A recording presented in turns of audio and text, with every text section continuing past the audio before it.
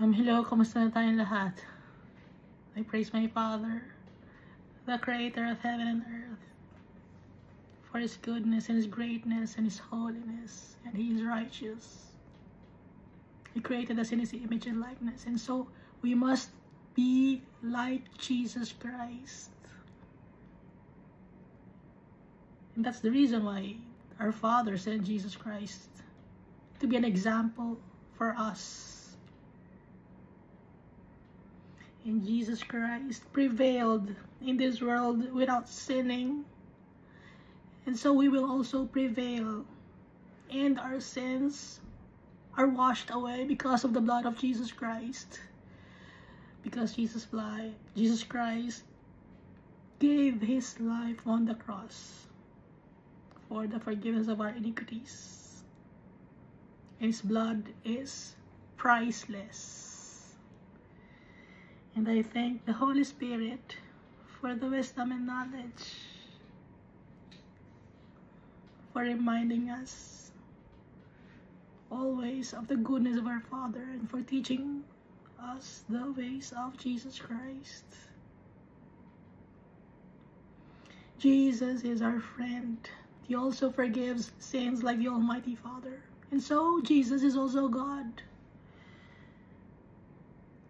And at the last days, Jesus will be the judge of the people because He lived among men. He knows what it is to be in pain. And He experienced also sufferings like what we are experiencing right now.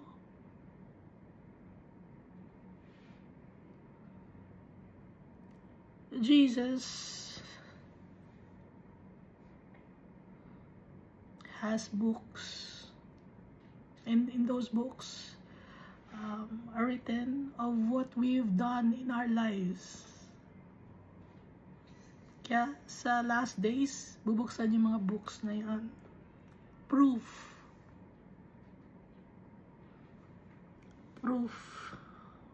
kung ano ang ginawa natin sa buhay natin.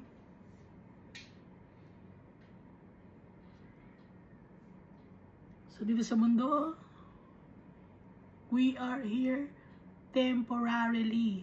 We are sojourners.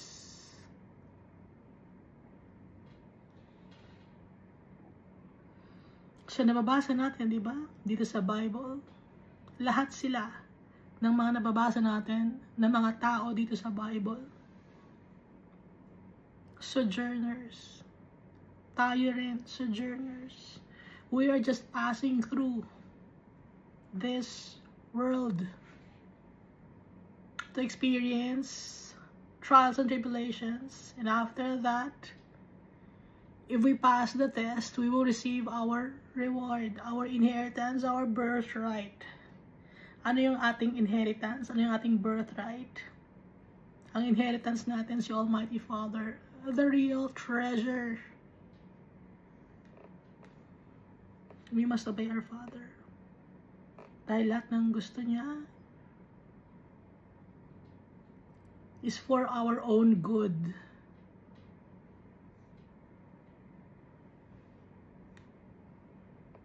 Dito sa mundo, marami tayong gustong ma-achieve. Anong gustong ma-achieve ng mga tao dito sa mundo? Wealth, no? Pero yung wealth dito sa mundo, nasisira, nabubulok. So, ano yung tunay na wealth? Ano yung tunay na treasure? Si Almighty Father. Ang gusto ng mga tao ay hindi tumanda. Pero hindi mapipigilan ng pagtanda dito sa mundo. Saan tayo makakakuha ng eternal youth? Kay Almighty Father. At we want someone to take care of us.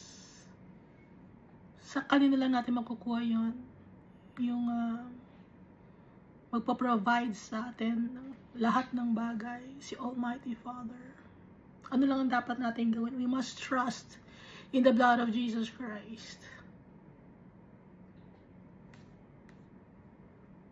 trust, believe, have faith in Jesus Christ.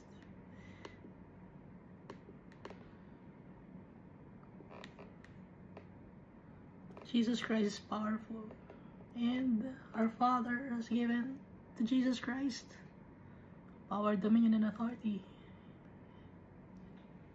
in heaven and on earth. Wala nang iba pa.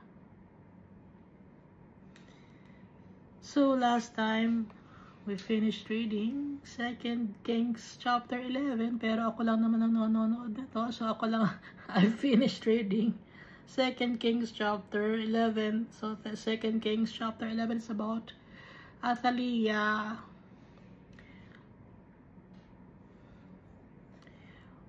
who killed her grandsons, the royal heirs. She was the mother of Uzziah, and Athaliah proclaimed herself as the leader of Judah, the kingdom of Judah, even though she was not from Judah. Saan galing ang si Athaliah? Yung mother niya ay from Sidon or Sidon, at ang father niya ay from Israel, si Ahab. Pero si Athaliah, hindi siya from the lineage of David.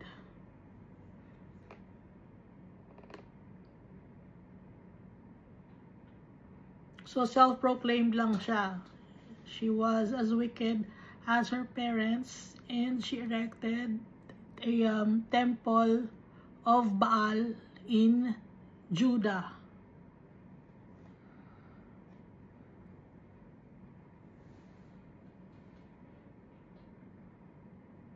Never did she worship the Almighty Father.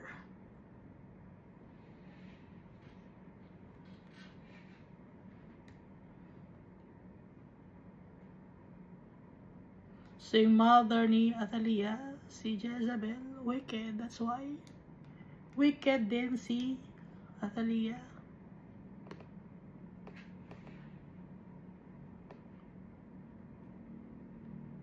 Natutunan niya sa kanyang parents.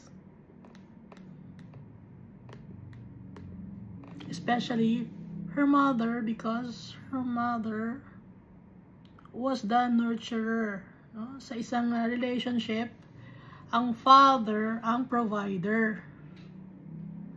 Isang family, ang father ang provider. Ang mother, siya ang nurturer. Mag-nurture ng family. Kaya nga siya nag-aalaga sa kanyang asawa at sa kanyang mga anak. Ngayon, yung tatay naman, siya naman na nagtatrabaho, nagpa-provide ng mga pangangailangan ng family. Ngayon, sa reproductive system, sa reproduction,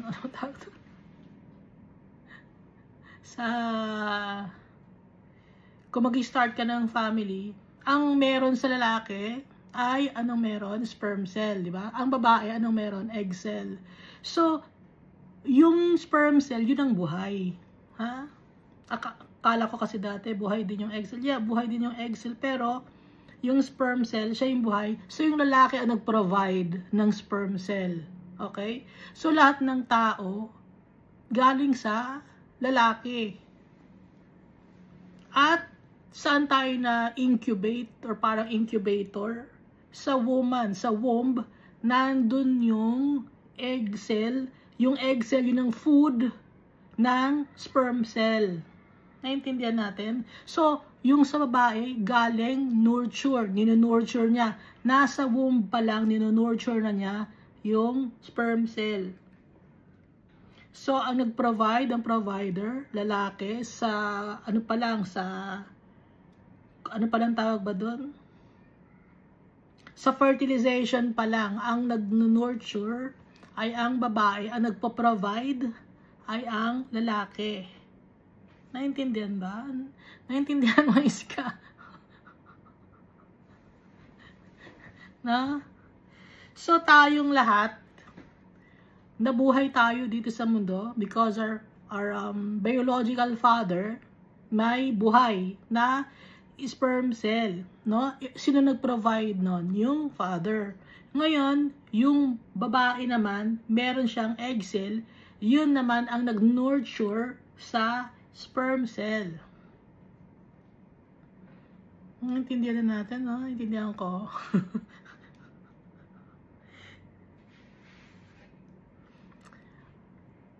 Yung itlog ng manok, nililimliman yon, no? Para maging manok. Ngayon, yung itlog ng manok, para maging manok, yung pula ng itlog, hindi naman yun yung nagiging manok. Ang nagiging manok doon, yung white, yung white na napakaliit na parang thread, yun yung nagiging manok. Tapos yung yellow, yung egg yolk, yun yung pagkain ng maliit na thread like na white na nasa loob ng itlog. Kaya makikita ninyo sa balot, habang maliit pa yung balot, maliit yung sisiw ng balot, no? Pero malaki yung kulay yellow. Ngayon, pag binuksan nyo naman yung ibang balot, malaki na yung sisiw. Pero yung yellow, maliit na. Kasi nga, ang pagkain ng sisiw sa loob ng itlog ay yung kulay yellow, yung egg yolk. No? Ako na nakakaintindi. Hindi na sinasabi ko.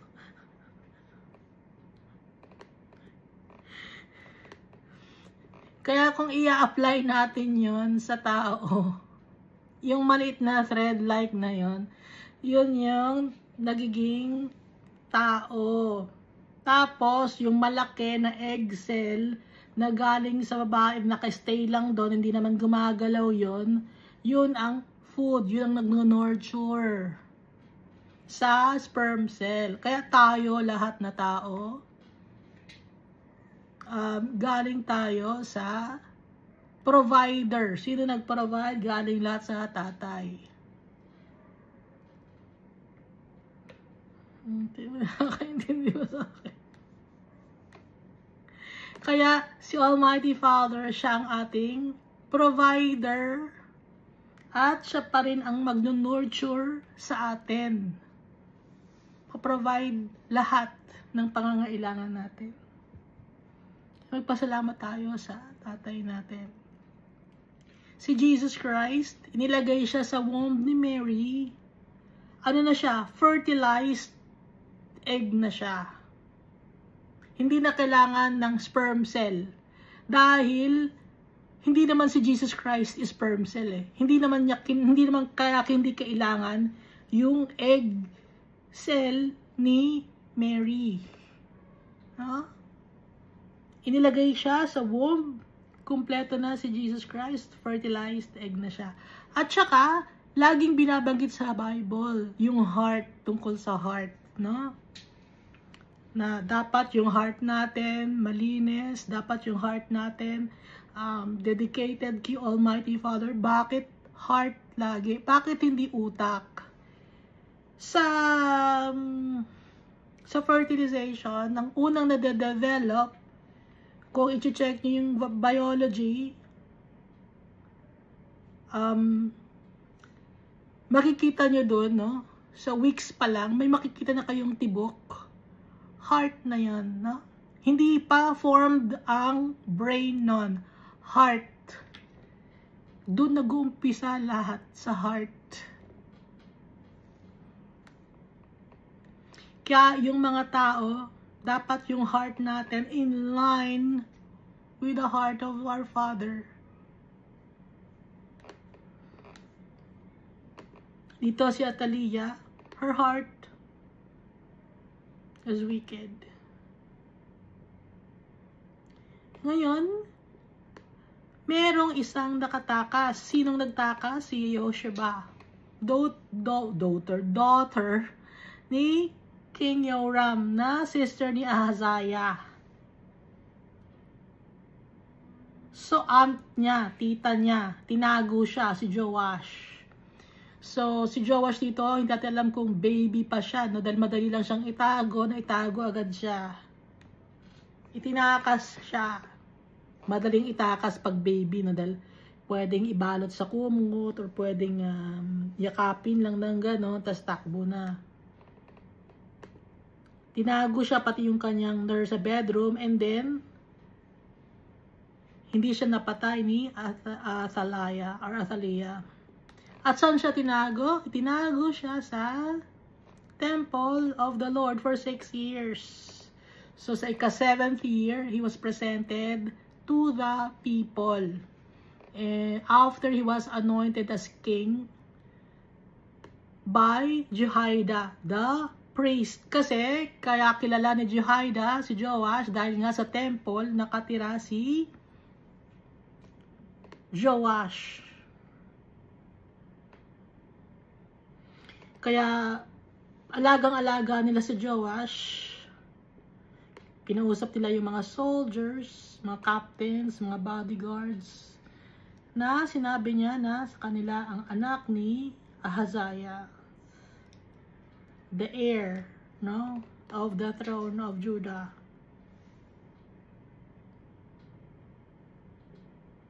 So, Joash was anointed as king by Jehoiada on a Sabbath.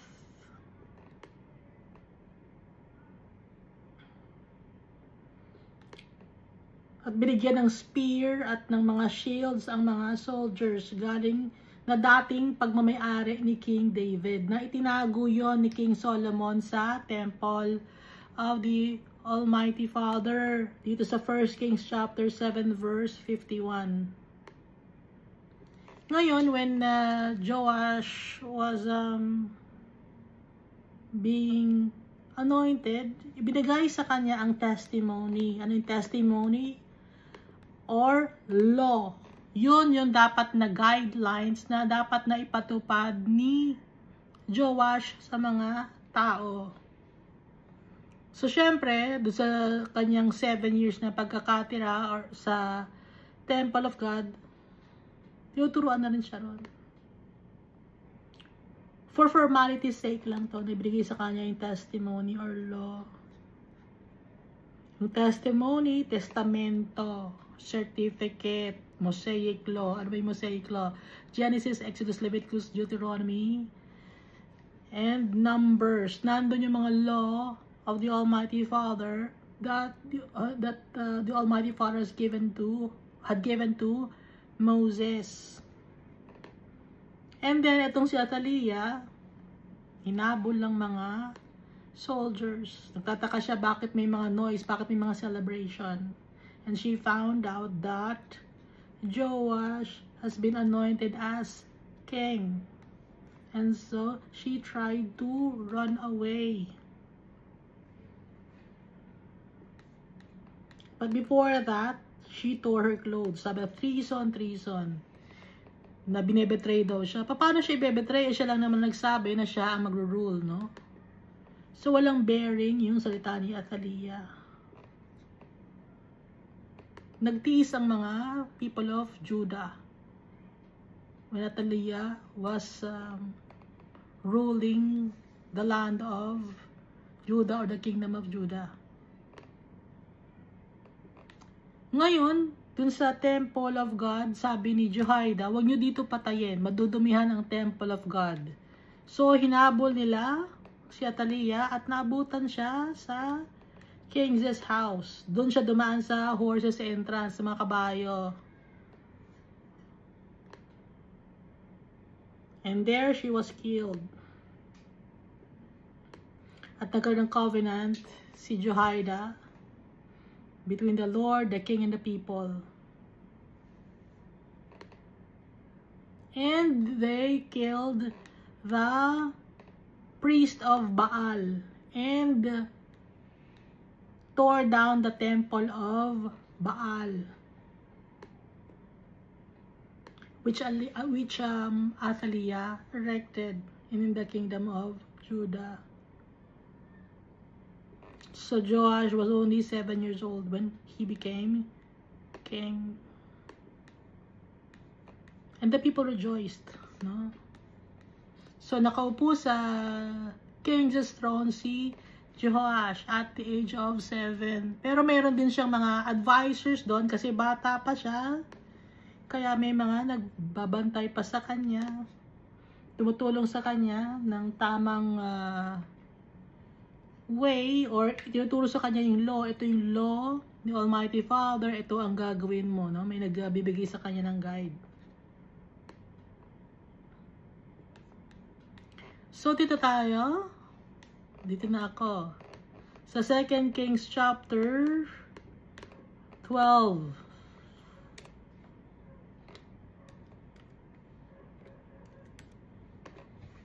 In the 7th year of Yehu, so simultaneously ito, no? Sa kingdom of Israel and kingdom of Judah. Sa kingdom of Israel, 7 years ang reign as king si Yehu. Whereas si Joash, he became king and he reigned for 40 years in Jerusalem.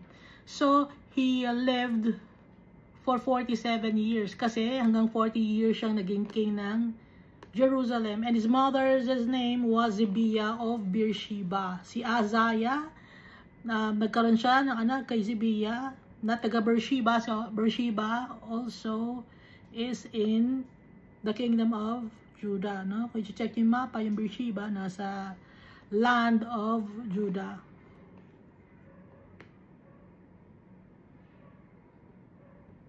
So si Azariah, he was only 22. Nagkaroon siya ng anak kay Zibiah. Verse 2 of 2 Kings chapter 12. Jehoash did what was right in the sight of the Lord all the days in which Jehoiada the priest instructed him. So, ginaguide siya ni Jehoiada the priest. Kaya tama lahat ng kanyang mga ginagawa. But the places or the high places were not taken away. And the people still sacrificed and burned incense on the high places. Pero yung mga high places, hindi pa rin tinatanggal. Doon pa rin nag-worship ang mga tao ng kanilang pagan practices.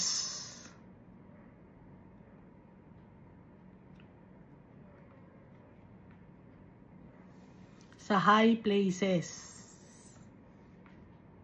Nagpupunta pa sila sa mga bundok, sa mga tataas na lugar. Doon sila nag-worship sa kanilang pagan gods and goddesses, na false gods and goddesses. Nagbaburn sila ng incense. Nagbibigay ng mga animals to sacrifice. Bakit hindi nila win-worship si Almighty Father? Because si Almighty Father requires people to live a righteous life. Hindi kaya ng mga tao. Ayaw nila. Kasi ang tingin lang nila sa mundo, ang focus lang nila ay ang mundo na to. Kaya sila nag-worship ng mga kung ano-ano mga bagay. No? Kasi pagan worship means iba-ibang mga halo-halo ng mga tao, halo-halo ng mga bagay ang kanilang sinasamba. Kasi nakatingin lang sila sa bagay dito sa mundo na to. Verse 4, and Jehoash said to the priests, all the money of the dedicated gifts that are brought in the house or into the house of the Lord, each man's census money, and each man's assessment money, and all the money that a man purposes in his heart to bring into the house of the Lord, let the priests take it themselves, each from his constituency. And let them repair the damages of the temple wherever any dilapidation is found. So, inutusan ni Jehoash ang mga priests. May mga perang na nakukuha ang mga priests, ibinibigay sa kanila. Ibinibigay kay Almighty Father. Or pag may mga tax, gano'n, or nag-offer yung mga tao ng money, hindi ito tithes, no? Iba ang tithes. So, aside from tithes and offerings kasi, nagbibigay pa yung ibang mga tao ng support for the priests. Kasi, ang mga priests, they are Levites, wala silang mga pagmamayari. Kaya binibigyan din sila ng tao ng kung ano-anong mga gifts at mga pera. So, noon pa man may mga donation na. So, ano ba ang trabaho ng mga high priest at priest? Kung gusto niyo makita kung anong trabaho ng mga priest nung time sa Old Covenant, basahin niyo ang Numbers chapter 18. So, lahat sila ang pag-o-offer, ang pag-prepare ng mga animals to sacrifice, ginagawa lahat ng mga priests. Ngayon, as a way of saying thank you, nagbibigay ang mga tao ng mga gifts. Sometimes money, no? So, ang utos ni Jehoash, yung mga money na nakukuha, kunin nila, each from his constituency or from any sector, iba-iba kasing lugar, no? And let them repair the damages of the temple wherever any dilapidation is found.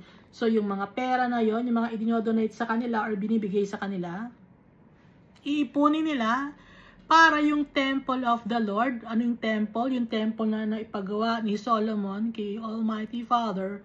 Nagkakaroon kasi ng sira from dahil sa katagalan na, ilang years na nakakalipas, di ba? So, kung may dilapidation, sira yung bubong, sira yung pinto, kung ano man mga sira, doon nila kukunin yung pera. Yon ang panggastos.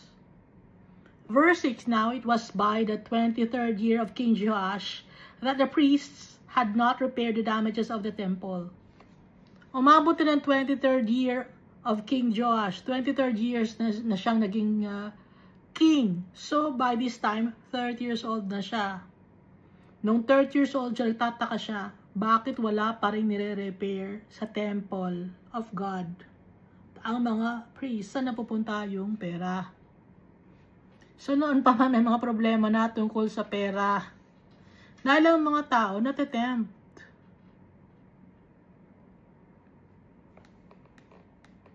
Verse 7, so King Joash called Jehoiada the priest and other priests and said to them, why have you not repaired the damages of the temple? Bakit hindi niyo ginagawa or pinapagawa ang mga sira sa temple of God? Now therefore, do not take more money from your constituency, but deliver it for repairing the damages of the temple. Huwag na kayong kumuha ng pera sa inyong mga constituency. Ang gagawin ninyo, i-deliver nyo to para ma-repair ang damages sa temple. Ibigay agad.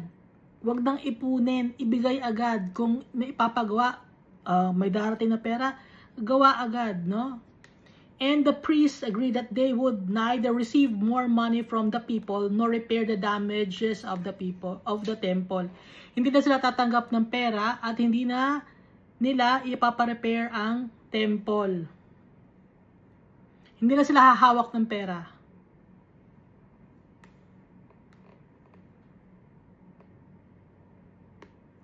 Verse 9, then Jehoiada the priest took a chest, bore the hole in its lid, and set it beside the altar on the right side as one comes into the house of the Lord, and the priests who kept the door put there all the money brought into the house of the Lord. So, hindi na sila naghahawak ng pera. Ano nang ginagawa? Pag may nagbibigay ng pera, hinuhulog nila agad sa isang chest na may butas. Hinuhulog nila doon. Wala nakalagay na pangalan. Hindi na kailangan lagyan pa ng pangalan, this money came from, or this money was donated by. Walang nakalagay. Basta pera, bigay, hulog agad nila. Hindi na sila naghahawak ng pera. Iniipon nila yon. Hindi na yung priest na naghahawak ng pera. Ano yon? Donation. Okay? Honesty. Honest sila. Pag kailangan ng paggawa yung mga bagay, sasabihin nila sa tao, kailangan natin magpagawa. Ngayon, if you want to donate, ilagay ninyo sa chest with a hole. Isuksok nyo dun yung pera. Kailangan ipagawa yung temple. Pwedeng manghingi. Pero, yung tithes, that's for the Levites, for the poor, for the widow, for the orphans, for the strangers. Yun ang tithes. 10% para sa mga tao na nangangailangan. Hindi para yun sa business ninyo na papalaguin ninyo. Hindi yun para ilagay nyo sa bangko ninyo at ipunin ninyo. Tapos after some time, kailangan, ganito kasi no, hindi may tithes and offering tayo, pero kailangan nating tumulong sa mga mahihirap. Anong gagawin natin? Hingi tayong donation. Iba pa yung donation na hinihingi ninyo para sa mga mahihirap. Samantalang meron tithes na ibinigay sa inyo. Yung tithes na yun ang gamitin ninyo. Ba't ninyo binibigay? Bakit ninyo ginagamit?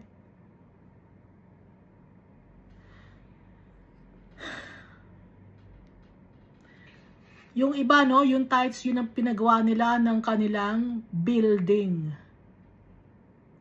Hindi yun para sa building ninyo. Yung tithes na yun, hindi yun para sa building ninyo. Para yun sa mga tao. Nakalagay sa Bible, para sa tao yung tithes. Ibibigay ninyo sa mga nangangailangan, nanghihirap, nangangailangan ng tulong.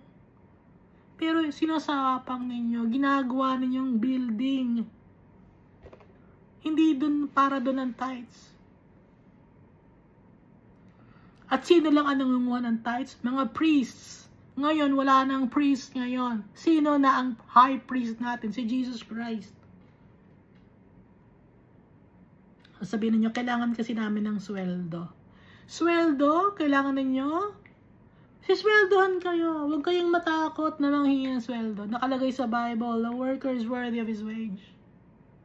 Do not muzzle an ox while it is treading the grain. May sweldo kayo. Huwag niyong itago sa mga tao na wala kayong sweldo. Bakit? Para hindi itago natin sa mga tao na hindi, kunyari, hindi tayo nakakakuha. Pero nakakakuha kayo, di ba? Hindi kami nakakakuha. Paano kayo nakakakain kung hindi kayo nakakakuha? Walang tumutulong sa inyo. Paano kayo kumakain? Paano nakakapag-aral mga anak ninyo? Bakit kayo may sasakyan? Bakit kayo may kotse? Saan galing yan? Sweldo yun. Aminin natin. Ba't ayaw aminin? Nahihiya kayo? Para masabi na magaling kayong tao na hindi kami tumatanggap ng pera eh. A labor of love to. Si Jesus Christ, inaalaw kayong tumanggap ng sweldo tapos ayaw ninyo. Tapos magsisinungaling kayo, sasabihin ninyo labor of love, tapos yung tinatanggap ninyo, sasabihin ninyo, ano lang to, donation lang to. Yung donation, yung tithes, hindi yun pinapapagawa ng ano hindi na pinapapagawa ng convention ninyo or ng building ninyo or ng kung ano mga para sa building congregation. Hindi para doon ang tithes. Kung kailangan ninyo ng pambayad ng ilaw, hindi sa tithes kinukuha yan. Kung kailangan ng pambayad ng tubig, hindi sa tithes kinukuha yan. Kung sino ang gustong magbigay, donation. Ngayon, may mga nagyayabang sa inyo, mayaman ang aming mga members. Kung mayaman pala, pwedeng hinga ng donation. Pero yung tithes na nakukuha ninyo na milyon-milyon, buwan-buwan, ibigay ninyo sa tamang tao. Sino yung tamang tao na yon? The poor, or the widows, the homeless, the orphans, the strangers. Pero hindi na nangangailangan ng tithes ngayon si Jesus Christ. Ano na ang require ni Jesus Christ? Kasi ang high priest natin si Jesus Christ na eh. So yung tithes dito, kasi gusto nyo pa rin ng tithes hanggang ngayon, ano? Laki ng pera, di ba? Wala kasing tax yon. Pero si Jesus Christ, hindi na siya nag-require ng tithes. Anong nire-require niya sa atin? Buong pagkatao natin.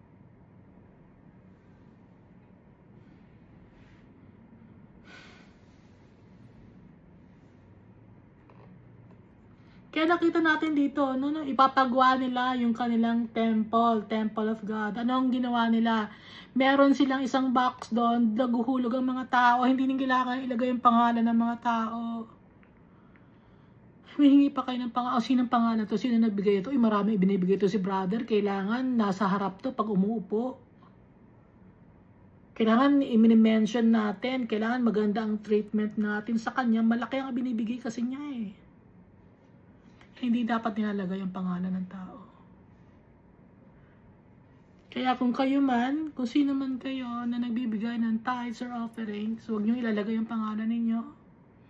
Dahil pag nalagay ninyo ang pangalan ninyo, nakuha na ninyo ang inyong reward. Ang reward ninyo,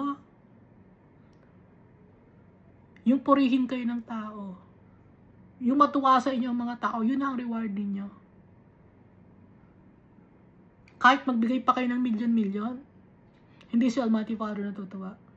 Nakalagay ang pangalan ninyo eh. Hindi kasi check yun eh, check yun. O kahit na check yun, no?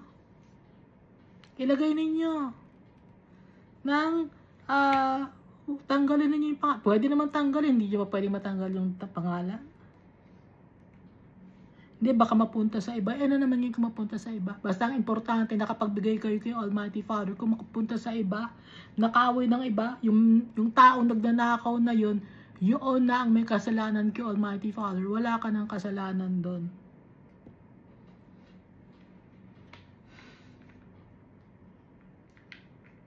At bibigyan ka ni Almighty Father ng reward. Meron ulitin ko na naman sa congregation ng malaki silang congregation eh.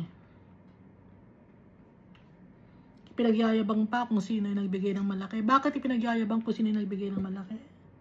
Para kumbinsihin, imanipula ang mga tao na magbigay ng malaki. Ay, nagbigay ng malaki yun? Ang galing-galing naman yun, nagbigay siya ng malaki. Kailangan malaki rin ang ibigay natin. Ganun ba yun? Minamanipula may mga tao para magbigay? Hindi na kailangan maghingi ng tithes. Si Jesus Christ ang high priest. Ulitin ko, si Jesus Christ ang high priest.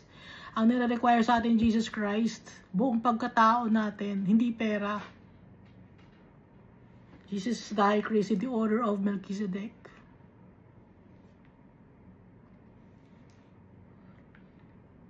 Ano nga yung istorya ng widow na ang binigay lang niya ay 2 mites. Pero yung kapanabayan niya, nagbigay ng mga malalaking pera na tithes. Kanina mas natuwa si Jesus? Doon sa woman, sa old woman or widow na nagbigay ng 2 mites. Because yun ang kaya niyang ibigay. Wholeheartedly. Ngayon, yung mga tao na nagbibigay ng tithes, excess lang nila ng pera yon. Kaya lang nila magbigay, excess lang nila ng pera yon. Hindi sila nasaktan nung nagbigay sila ng tithes. Kasi excess lang naman to, 10% lang, hindi lang masakit. Pero yung woman na nagbigay ng too much, yun na lang ang kanyang pera, ibinigay pa niya. Kaya nire-require sa atin ni Jesus Christ, buong pagkatao natin. Masakit, no? Masakit. Pero yun ang nire-require sa atin.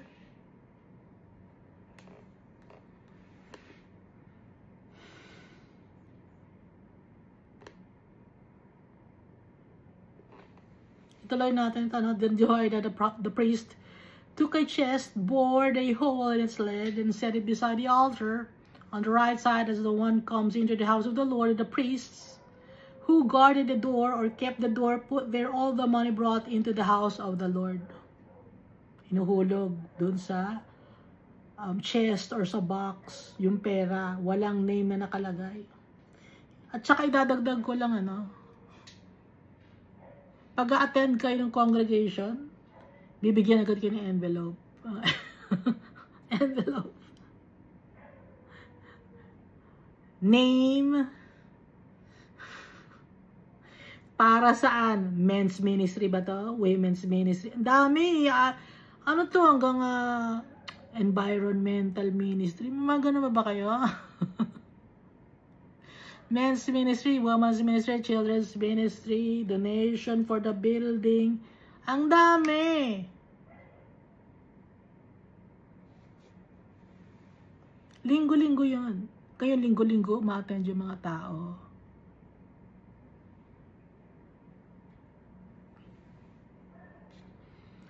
Tapos, pag hindi nagbigay, nagkagalit kayo. Masama ang tingin ninyo or mababa ang tingin ninyo sa tao pag hindi nagbigay. Hindi nagbigay. Walang pera ito. Mahirap lang to. Bakit ganun kayo? Ang kinakausap ko rito yung mga nagsasabing Christian sila. Bakit kayo ganun?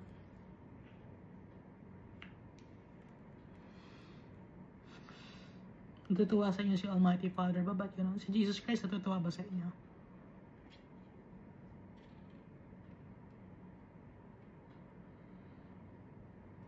Sinisira ninyo yung pangalan ni Jesus Christ. Ito pa, no? Isa pang example. Inabutan ka na ng envelope. Pag uupo ka pa, bago ka upo, may envelope pa rin doon. Hindi ka makakaupo hanggat di mo tatanggalin yung envelope. Yung envelope nandun na naman. Name. O mobile phone or address or para saan na naman yun. Tapos prayer request.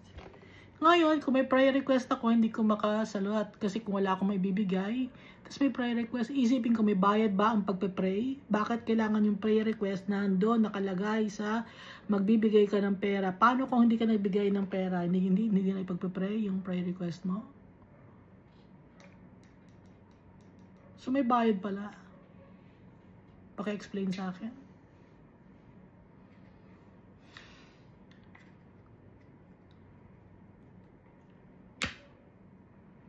Meron pang ibang religious organization.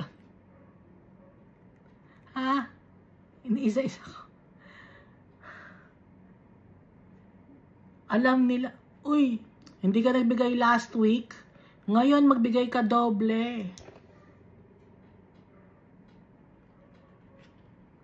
Wicked people.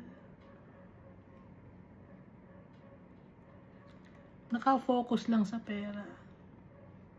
Itinatago sa likod ni Almighty Father. Ginagamit ang pangalan ni Almighty Father for money. Meron pa, no?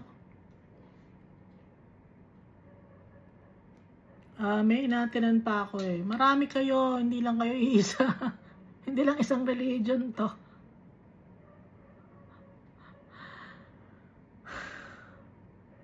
May dadaan sa'yo, inaabot, parang pati mukha mo, magbigay ka. Para may supot, no? Supot yun, supot na may kahoy.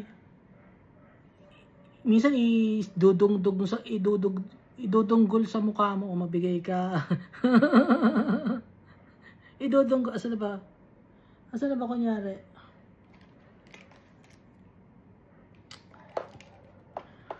Ito, kunyari ito, yung lagayan ng pera, no?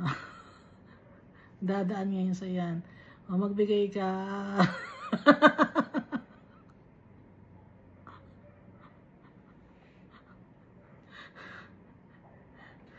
Tapos titingin ka ngayon sa ibang mga tao. Ganun, titingin ka, di ba? Sa ibang mga tao. Ibang mga tao. Lalabas ng pera, paldo-paldo. 1 shekels, 2 shekels. 3 shekels, 4 shekels, 5 shekels. So, bigyan ng jacket yan. Ganon. Isa-isa binibilang, pinapakita pa sa mga tao kung magkano ibibigay niya. Pero pag maliit lang ibibigay mo, lukot na lukot mo pa yung pera. Joke. Kung maliit lang. Ba't ganon? Kayabangan, ano? Natutuwa ba si Almighty Father siya ganun? Hindi. Kung gusto niyo magbigay, no, meron namang mga bin or boxes. Ihulog niyo doon. Walang lagyan. Huwag yung lagyan ng pera. Huwag yung lagyan ng pangalan kung gusto niyo mag-donate. Ha? Donation yan. Ngayon, kung tithes ang pag-uusapan, hindi na nagbibigay ng tithes dahil ang tithes idiretso niyo na sa taong gusto niyong pagbigyan. Like the poor, the orphans, the needy, the strangers. Loving our neighbor as we love ourselves.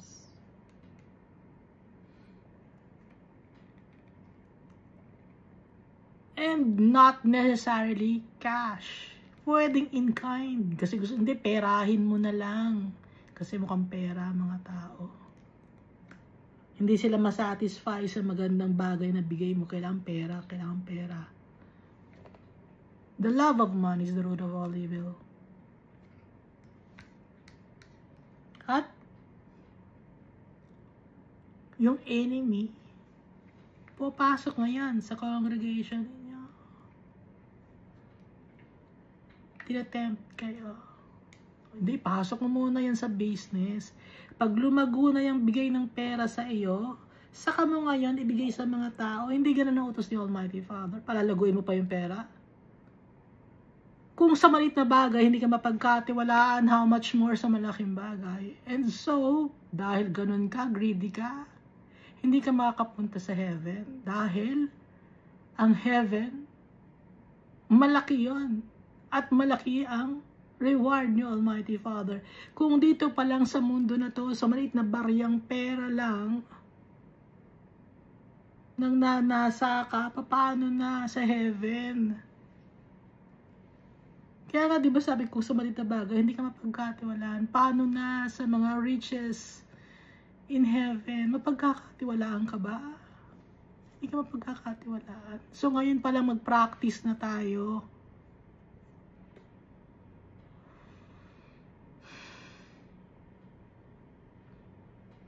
At tratuhin nating pantay-pantay ang mga tao. Hindi porke madami ang binigay, yun na ang tatratuhin mo ng maayos. Haharapin ng pastor yun ng leader, ng pastor. Ang laki ng leader. Harapin natin to, magpasalamat tayo. Pero yung mga simple people lang na umattend sa congregation ninyo, maliit lang ang binigay, hindi na hinaharap ng pastor yun. Sayang ang oras, may busy kami, may mga ginagawa kami. No? Yung assistant na lang ang haharap sa iyo. Double standard. The wickedness of the people. And they call themselves Christians. Pinapahiya nila ang pangalan ni Jesus Christ. That's why there are people who stumble at the actions of the so-called Christians. Kunyari Christian, pero hindi naman. Na-stumble ang mga tao. At kung yung mga bagay na yon ang ikaka-stumble ng mga tao, mas mabuti pang maglagay ka na ng magtali ka ng bato sa neck mo at maihulog mo sa tubig.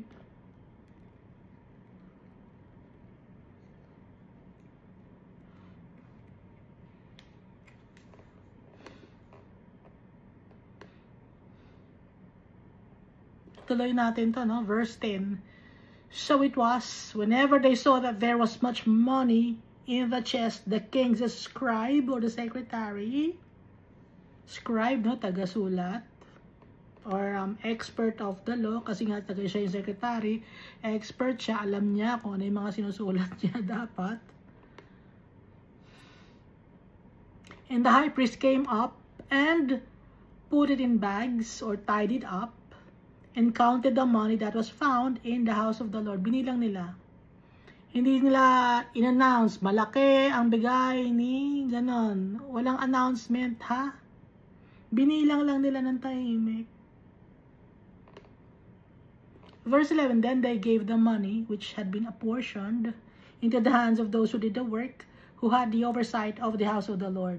Kung sino yung marunong gumawa ng temple of the Lord, doon nila ibinigay yung pera, who had the oversight of the house of the Lord, and they paid it out to the carpenters and builders who worked on the house of the Lord. So, meron silang contractor. Merong marunong tumingin, mag-take ng account or magkwenta kung magkano ang magagastos. Siyempre, nung time na yun, meron na. At ang ginawa nila, ibinayad nila yun sa mga karpentero at sa mga gagawa.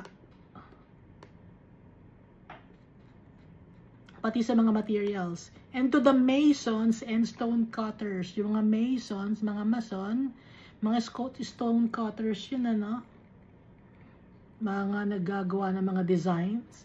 And for buying timber and hewn stone. Timber, mga kahoy na pinutol na at dadalhin sa temple of God para ayusin.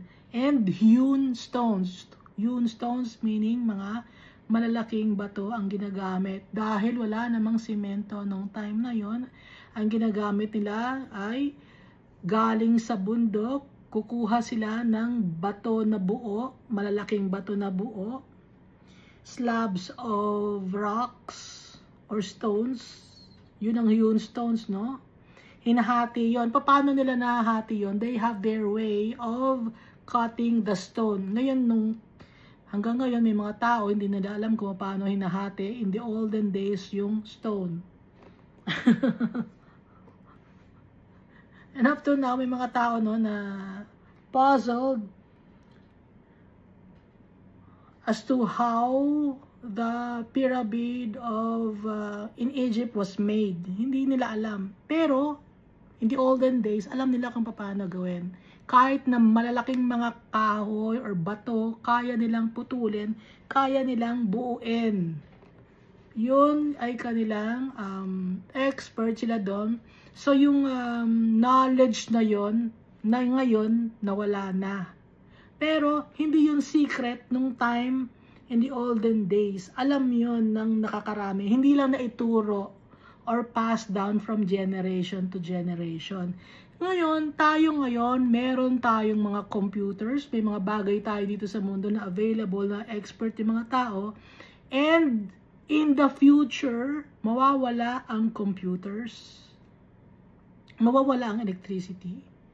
At yun ay nakalagay sa Book of Revelation, sa Battle of Gog and Magog. Mangyayari yon after matatakan ng 666 ang mga tao. Doon nabubuhos ang galit ni Almighty Father.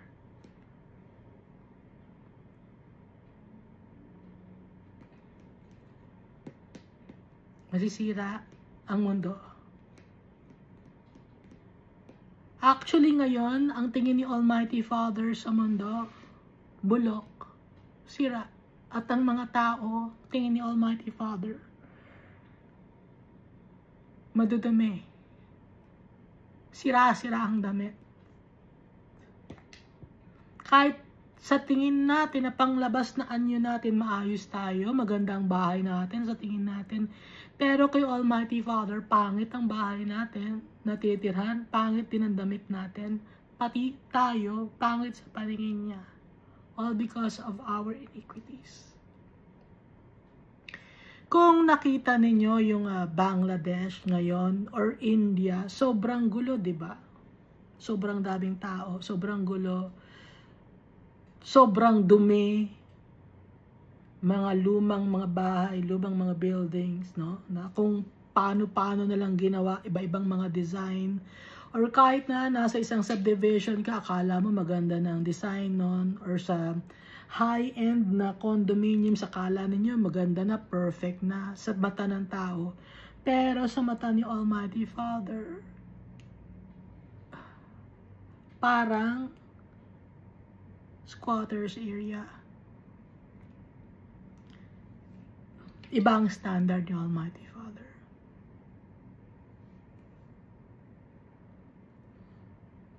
Ito yung standard ng mga tao. Ang standard ng mga tao mababa. Pero kay Almighty Father, when He created this world, He saw it was good. Pero nang ginawa ng mga tao, sinira. Sinira natin. At dahil sa kasalanan natin, kahit tayo, madumi, sugat-sugat. Paano lang tayo magiging maganda sa paningin ni Almighty Father? By the blood of Jesus Christ. Kaya may mga tao rin, no, na isa na ako doon, namin ko, Gusto ko lagi may damit ako. Iba-iba damit ko. Kasi hindi ako masatisfied sa damit ko. May hinahanap akong damit. May hinahanap akong damit.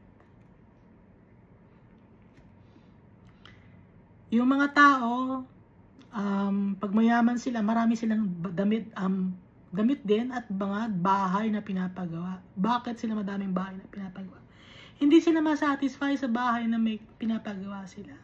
Hindi nila alam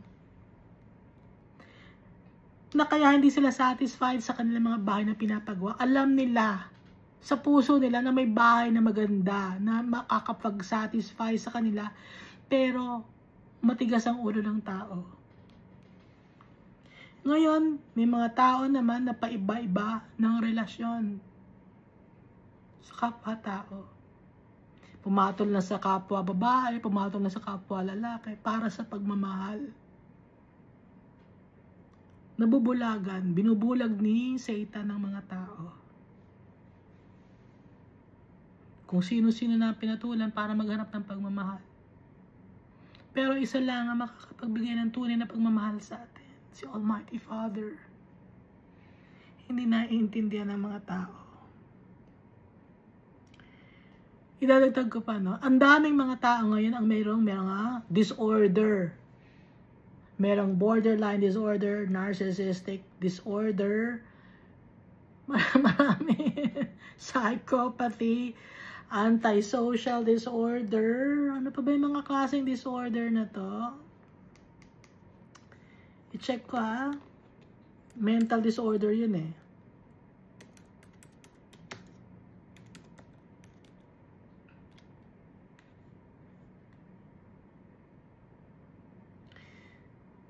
May eating disorder.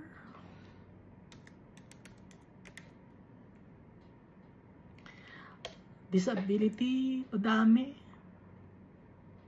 Substance abuse. Anxiety disorder. Yung personality disorder na example na nga, yung narcissism and borderline disorder. Tsaka may isa pa eh.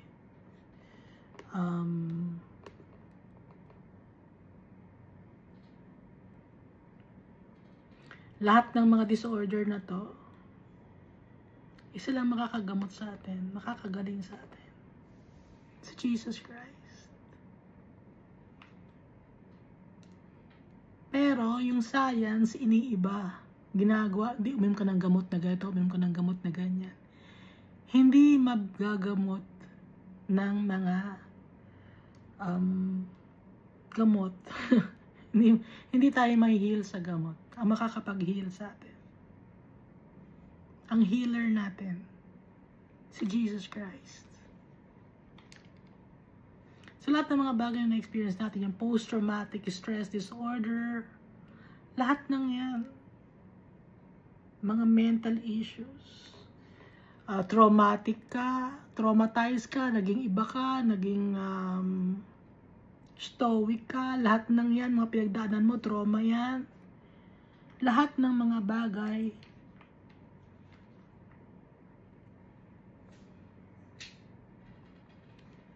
mga pains and sufferings natin, mawawala na yon, mawawala lahat ng ating mga pains and sufferings. Sinabi ni Jesus, di ba, lahat dito sa mundo marami kayo may dadaanan or may experience na pain and sufferings, pero napagtagumpayan ni Jesus Christ. Kaya ang ating example, ang blueprint natin, si Jesus Christ.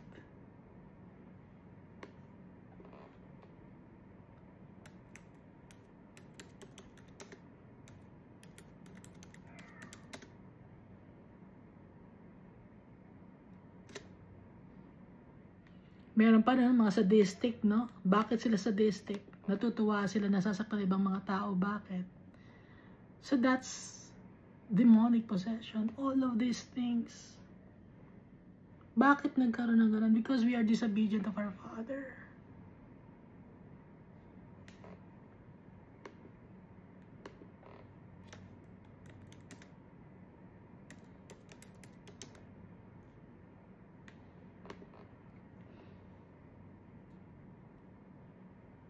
Disobedient tayo sa Father natin.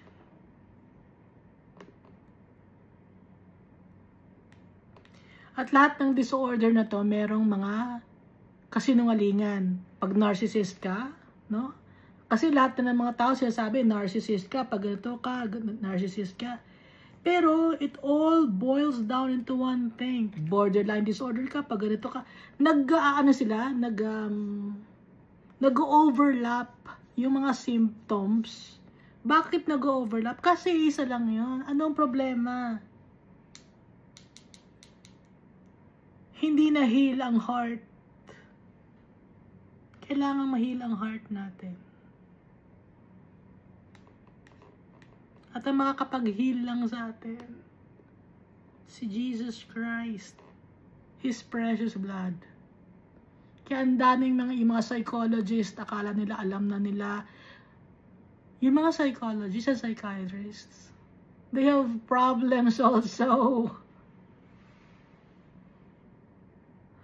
They are problematic also. Bakit ko alam? Madami na ako nakausap. Problemado rin sila, hindi rin nila alam. Hindi rin sila maalam. Sino lang ang nakakaalam ng lahat? Paano tayo gagaling? Si Almighty Father. Because He created us. He knitted us in our mother's womb. Alam niya, kilala niya tayo.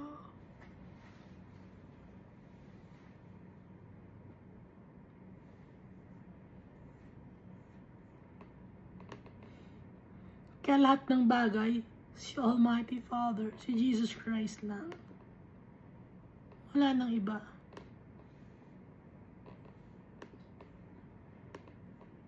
So balik na tayo dito, no? Kaya napunta tayo dito. Doon sa mga bagay na mga mental issue. Kasi nga, itong mga priest na to, hindi nila binigay yung pera. Pero, dito na ibigay na nila. Gumawa sila ng box. Doon inihuhulog yung pera.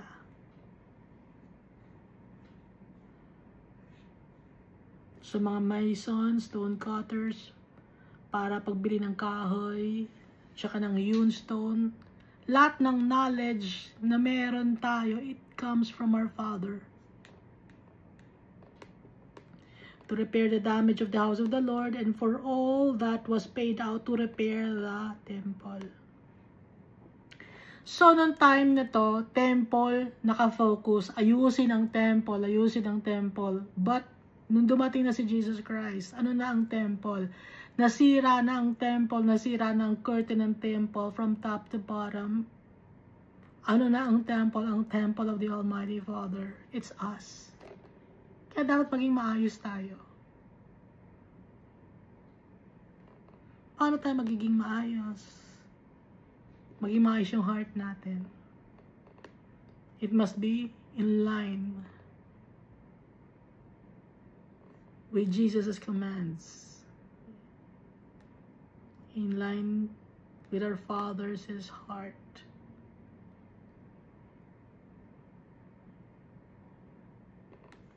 So dito tayo sa verse 13. However, there were not made for the house of the Lord basins of silver, trimmers, sprinkling bowls, trumpets, and any articles of gold or articles of silver from the money brought into the house of the Lord. Hindi yung pera na yon para sa mga basins of silvers, trimmers, sprinkling bowls, trumpets, articles of gold and articles of silver, and from the money brought into the house of the Lord. Kundi para lang sa physical structure ng temple, ng bubong, walls, mga pinto, no? But they gave that to the workmen, and they repaired the house of the Lord with it. So, yung mga workmen, ginagawa nila.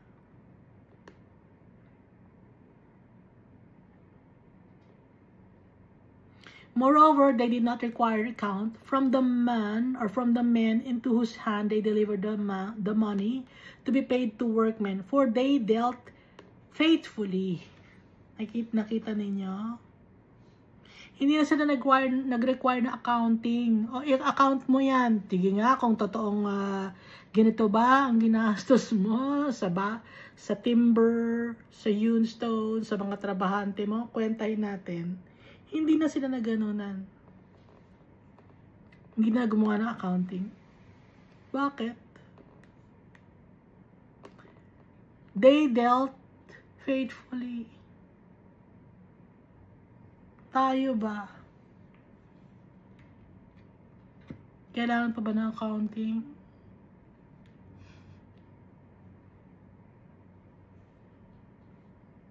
Kailangan na accounting kasi si brother medyo may pangangailangan sa buhay yan. Baka mabawasan. Or sinasiphon yung fund. Naintindihan nyo? Sinasiphon yung fund from the fund na meron kayong group, no? Iniiba niya ngayon, kinukuha niya ngayon yung fund na yon, inilalagay niya sa kanyang business.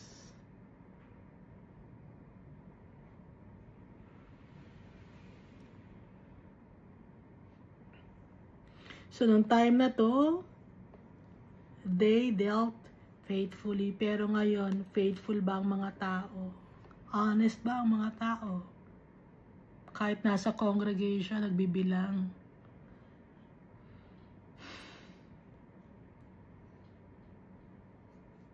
Walang tax.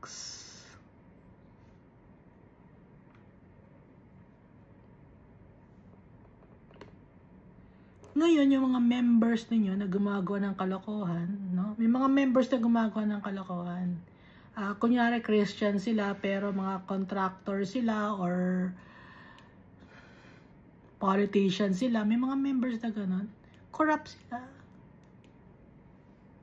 Pagsasabihan nyo ba?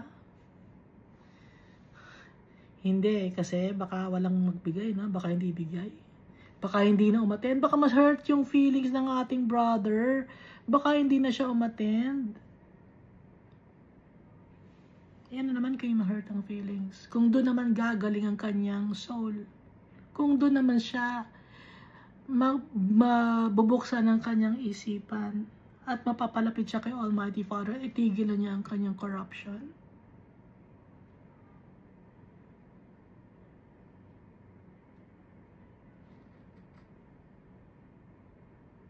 So, kung hindi nyo pinagsasabihan ng mga members ninyo, you are enabling them to commit sins. Nakita ko may mga members kayo na politicians. And those politicians, hindi sila papayag na magtatayo ng isang business, ang isang entity sa kanilang nasasakupan na city, kung wala silang makukuhang remuneration or payment monthly. Hindi nyo ba alam yun? Doon yung mayaman ang mga politicians. Corruption. Malit lang ang sweldo nila, pero ang yaman nila, di ba? Bakit? Corruption. Pero ma-attend sila sa, ninyo, sa congregation ninyo. Sino bang kausap ko?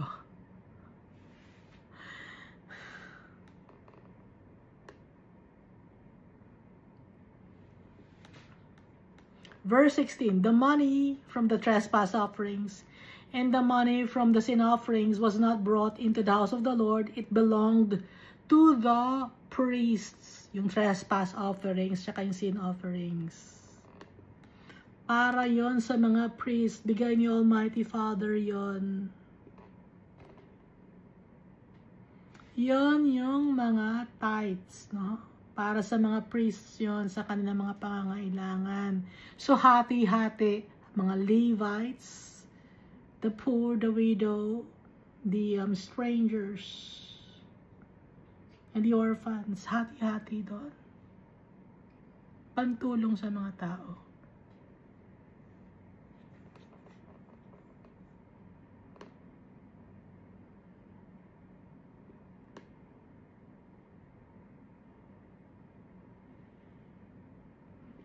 Verse 17, Hazael, king of Syria, went up and fought against Gath and took it. So itong si Hazael, kung saan-saan na nagpupunta. Even sa land of the Philistines, kasi Gath, sakop ito ng Philistine. Then Hazael set his face to go up to Jerusalem. So from Syria, madadaanan nila kasi yung Jerusalem, no? And then pupunta ng Gath. And then nakita niya ngayon, pwedeng puntahan tong Jerusalem,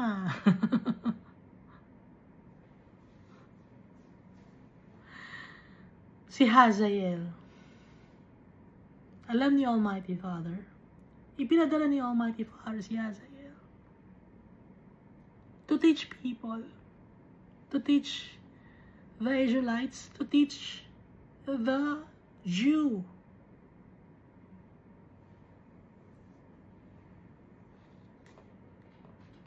Kaya nga, di ba sabi ni Almighty Father kay Elijah, anoint Hazael, king of Syria, anoint Jehu to be king of Israel, and Elisha choose as your apprentice para magiging kapalit mo. Sabi ni Almighty Father.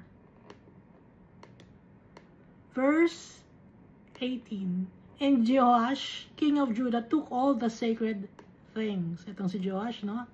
Bata pa siya nung maging king siya. He took all the sacred things that his fathers, the king of Judah siya, meron siyang decision making. Dahil king siya. Kaya ang ginawa niya, he took all the sacred things that his fathers, Jehoshaphat, mga lolo niya, no? Jehoshaphat, Jehoram, Ahaziah, king of Judah, had dedicated, and his own sacred things, and all the gold found in the treasures of the house of the Lord, and in the king's house. Lahat na ng gold, galing sa house of the Almighty, of the Lord, at sa house ng king, and sent them to Hazael, king of Syria. Then he went away from Jerusalem. Hindi na ni Hazael, he did not wage war against the people of Judah because of Jehoash's decision to give to Hazael the sacred things that his fathers, Jehoshaphat, Jehoram, Ahaziah, and his own sacred things, and the gold found in the treasures of those of the Lord and in the king's house. Parang si Ben-Hadad, di ba si King Asa? Para hindi siya awayin ni Ben-Hadad of Syria, ng time na si Ben-Hadad pa, para hindi siya awayin, ang ginawa ni King Asa, binigay sa kanya yung mga golds, di ba? Kay Ben-Hadad, ni King Asa. And so, naging kakamping ngayon ng King of Judah, na si King Asa, nung time niya, si Ben-Hadad. Ang ginawa naman ni Ben-Hadad, he waged war against the kingdom of Israel. No? So, ganun din ang ginawa ni Jehoash. So, kinuha niya lahat ng mga importanteng mga bagay, ibinigay niya lahat kay Hazael. Verse 19. Now, the rest of the acts of Jehoash, or Jehoash, ang hirap pa basahin, no? Or bulol lang talaga ako. And all that he did, are they not written in the book of the Chronicles of the kings of Judah? And his servants arose and formed a conspiracy and killed Joash in the house of the landfill, the Millo, which goes down to Silla. Nakakalungkot, no? Yung servant niya, they betrayed Joash, their king. They killed Joash in the landfill, the Millo. They conspired to kill Joash, their king. Yung mga servants. Hindi natin alam ang dahilan kung bakit they conspired to kill the king. But it's the will of the Almighty Father. Ngayon, the Millo, nakalagay dito, it means the landfill. Bakit ganon? The Millo, parang Milo, no? Yung Milo, parang lupa. Landfill. Magkamukha yung Milo sa landfill. Kasi yung Milo, di ba, pag parang putik yon, yung bang ibig sabihin nun, kaya Milo ang tawag sa Milo? Kasi parang ganun, no? Parang putik, no? Yung Milo. Pero matamis, gawa sa cocoa, or kakao, or cacao, no? So, doon siya pinatay, si Joash. He was 47 because he reigned for 40 years, and he reigned when he started reigning in the kingdom of Judah at the age of 7. Verse 21. For Josachar, the son of Shimeath, and Jehozabad, the son of Shomer, his servant struck him. Pag sinabing struck him, hindi natin alam kung sword ba ang ginamit ito, or bow and arrow, or knife. So he died, and they buried him with his fathers in the city of David. And then Amaziah, his son, reigned in his place. Pero may kasalanan din si Joash or Joash. Hindi niya tinanggal yung mga high places where pagan worships are happening. Hindi niya tinanggal yun. So that's the sin of Joash. Hindi niya tinanggal yung high places.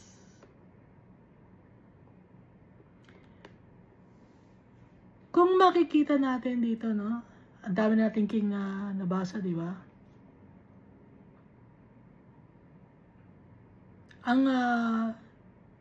The Almighty Father detests idolatry and worshiping false gods. Kaya madaling namamatay, no?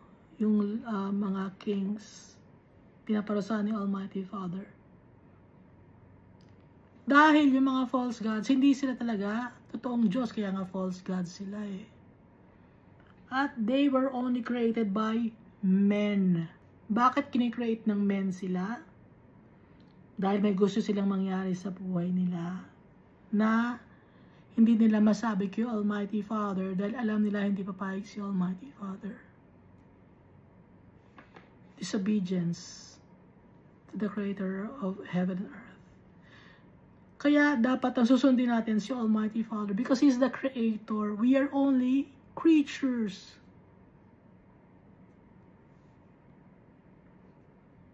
And up to now, people worship different gods and goddesses. People still practice paganism up to now.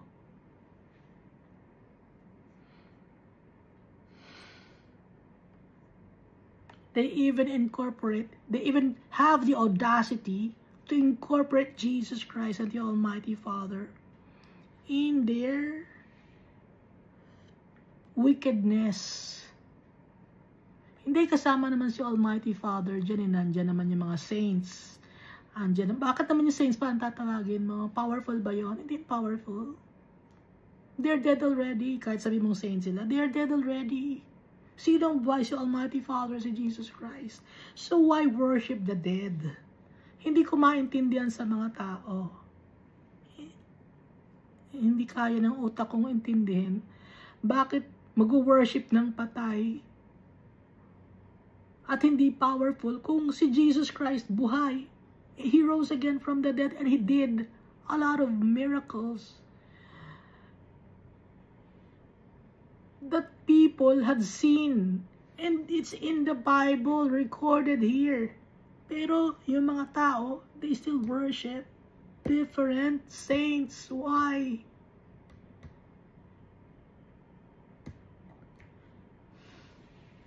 There are also people who worship their religious leaders. Instead of believing in Jesus Christ, they believe their religious leaders. Na sinasabi nila yung kanilang religious leaders ang pinili ni Almighty Father. Who are they? Yung mga religious leaders na sinasabi niyo na pinili ni Almighty Father, wala na iba pang pinili si Almighty Father. Si Jesus Christ, Jesus alone.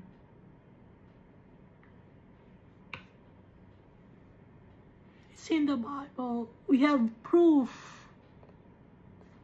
I understand people. I don't understand people. Why? It's because they are being blinded by Satan. Gumagawa si Satan ng iba-ibang religion para ilayo ang mga tao kay Almighty Father, the true God. Para mapunta ang mga tao sa impyerno. And ng mga tao naman, gusto manatiling bulag, gusto manatiling bingi. They want to follow their tradition, they want to follow their religion, instead of following the Word of God, instead of believing in Jesus Christ. And because of that, you will die in your sins.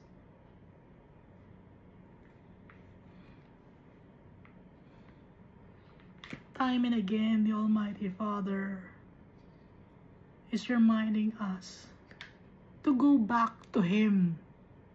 Bumalik tayo sa tatay natin. Don't be foolish. Don't be stubborn.